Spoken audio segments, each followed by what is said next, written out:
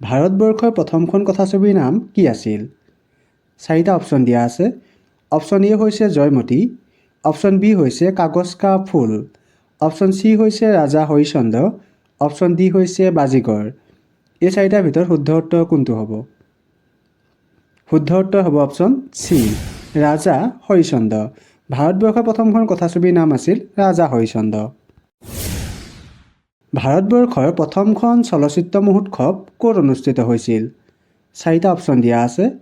Option A হৈছে Kolkata, option B হৈছে Rajasthan, option C হৈছে দিল্লী, অপশ্যন ডি হৈছে মুম্বাই।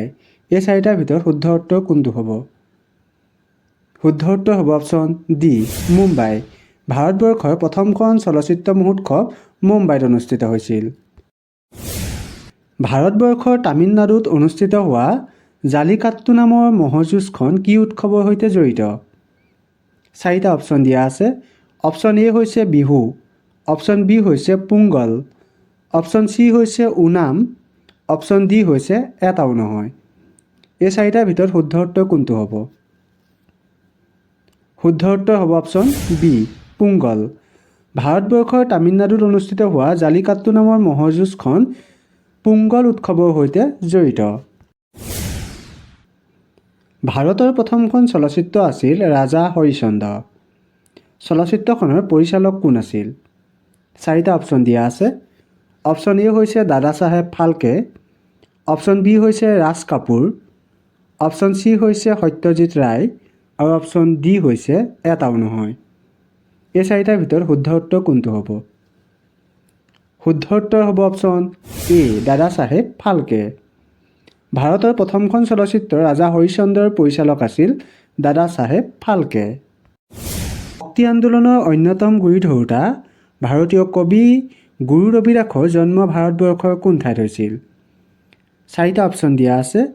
অপশ্যন এ হৈছে মণিপুৰ, অপশ্যন বি হৈছে বাৰাণসী, অপশ্যন চি হৈছে ৰাজস্থান আৰু অপশ্যন ডি দিয়া আছে বিহাৰ। এই 4টাৰ ভিতৰত শুদ্ধ উত্তৰ কোনটো হ'ব? শুদ্ধ উত্তৰ হ'ব অপশ্যন বি, বাৰাণসী। ভক্তি আন্দোলনৰ অন্যতম গুৰি ধৰোঁতা ভাৰতীয় কবি গুৰু ৰবিদাসৰ জন্ম হৈছিল বাৰাণসীত। তলত দিয়া কোনবিধ নৃত্যত ভগৱান কৃষ্ণ আৰু ৰাধাৰ নৃত্য চিত্ৰিত কৰা হয়? 4টা অপশ্যন দিয়া আছে। অপশ্যন এ হৈছে মণিপুৰী নৃত্য, অপশ্যন বি হৈছে কথক নৃত্য, অপশ্যন চি হৈছে বিহু নৃত্য আৰু অপশ্যন ডি হৈছে ভাৰত নাট্যম। এই 4টাৰ ভিতৰত শুদ্ধ উত্তৰ কোনটো হ'ব? শুদ্ধ উত্তৰ হ'ব অপশ্যন এ, মণিপুৰী নৃত্য। তলত দিয়া মণিপুৰী নৃত্যত ভগৱান কৃষ্ণ আৰু ৰাধাৰ নৃত্য চিত্ৰিত কৰা হয়।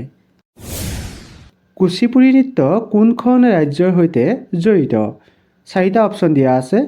অপশ্যন এ হৈছে অন্ধ্ৰপ্ৰদেশ, অপশ্যন বি হৈছে উত্তৰ প্ৰদেশ, অপশ্যন চি হৈছে অসম, অপশ্যন ডি হৈছে বিহাৰ। এই 4টাৰ ভিতৰত শুদ্ধ উত্তৰ কোনটো হ'ব? শুদ্ধ উত্তৰ হ'ব অপশ্যন এ, অন্ধ্ৰপ্ৰদেশ। কুচিপুড়ি নৃত্য অন্ধ্ৰপ্ৰদেশ ৰাজ্যখনৰ সৈতে জড়িত। ভোৰতাল নৃত্য এবিধ কি নৃত্য? 4টা অপশ্যন দিয়া আছে। অপশ্যন এ হৈছে লোকনৃত্য, অপশ্যন বি হৈছে আধুনিক নৃত্য, অপশ্যন চি হৈছে সত্ৰীয়া নৃত্য, অপশ্যন ডি হৈছে ভাৰত নাট্যম। এই 4টাৰ ভিতৰত শুদ্ধ উত্তৰ কোনটো হ'ব আপোনালোকে কমেণ্ট কৰি জনাব।